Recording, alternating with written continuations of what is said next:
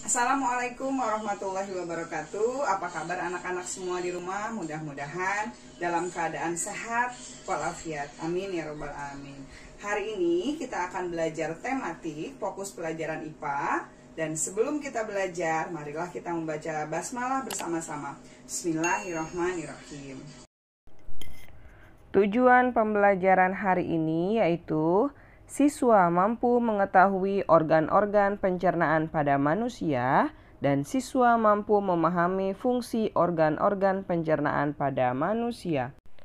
Organ pencernaan manusia terdiri dari mulut, kerongkongan, lambung, usus halus, usus besar, dan anus. Dan dalam sistem pencernaan, proses pencernaan dibantu oleh kelenjar pencernaan, yaitu hati dan pankreas.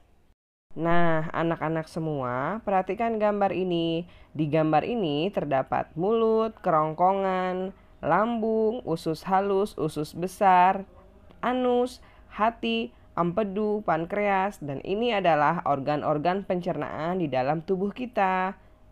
Sebelum kita belajar memahami proses pencernaan pada manusia, Bu Guru mau tanya dulu, sudahkah anak-anak makan hari ini? Jika semuanya sudah makan, kita akan mengetahui perjalanan makanan yang kita makan di dalam tubuh kita. Perhatikan baik-baik penjelasan berikut ini. Hai teman-teman, kemarin kan kita sudah membahas pencernaan makanan dari mulut ya. Setelah dari mulut, makanan kita menuju kerongkongan. Kerongkongan adalah suatu saluran seperti tabung sepanjang 20 cm yang menghubungkan antara rongga mulut dengan lambung. Di dalam kerongkongan terjadi gerakan peristaltik, yaitu gerakan meremas-remas yang dilakukan oleh dinding kerongkongan untuk membuat makanan terdorong masuk ke dalam lambung.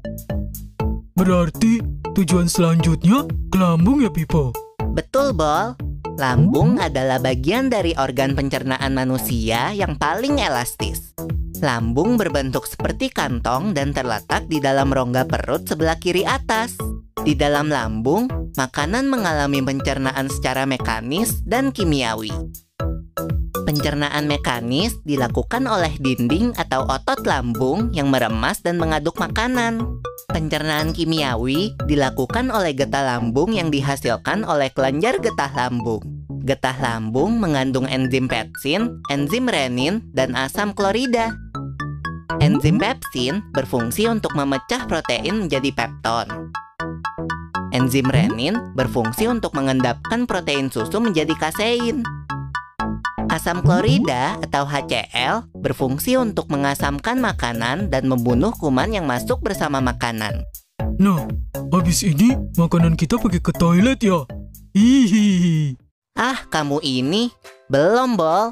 Selanjutnya, makanan dicerna di usus halus dulu.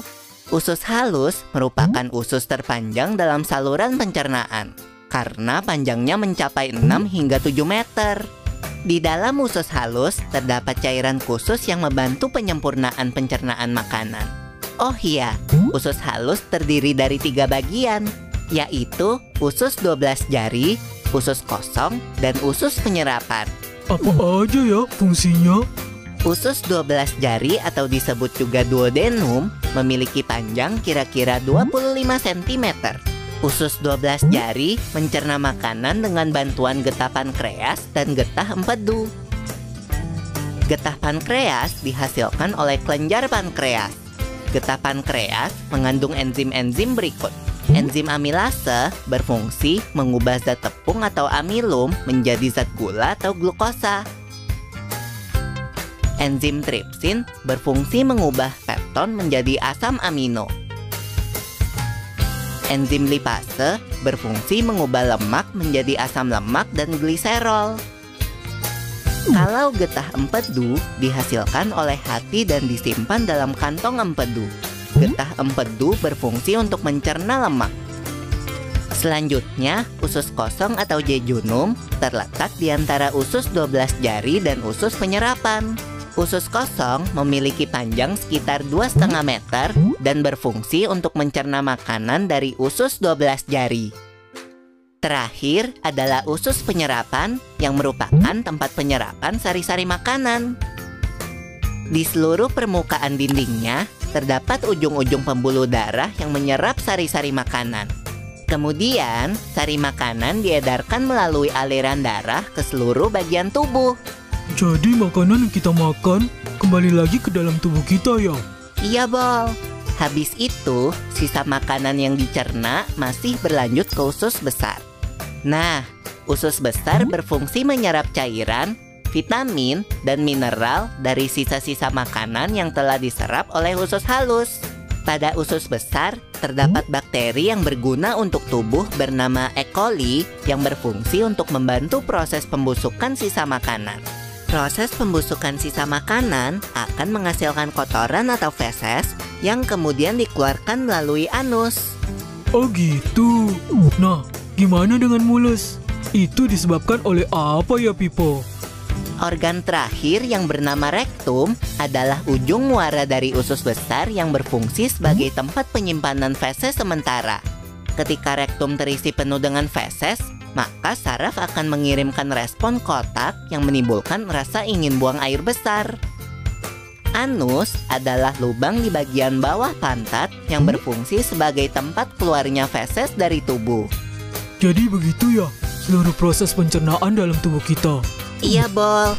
Baiklah anak-anak semuanya, itu saja materi yang Bu Irma sampaikan hari ini. Semoga semua materi yang Bu Irma sampaikan bisa dimengerti dengan baik. Dan jika ada yang kurang dimengerti, kalian bisa tanyakan langsung kepada Bu Irma atau kepada wali kelas masing-masing. Kita tutup saja materi hari ini dengan sama-sama membaca lafaz hamdalah. Alhamdulillahirrabbilalamin. Doa penutup majelis. Subhanaka Allahumma wa bihamdika asyhadu alla ilaha illa anta astaghfiruka wa atubu ilaika. Assalamualaikum warahmatullahi wabarakatuh.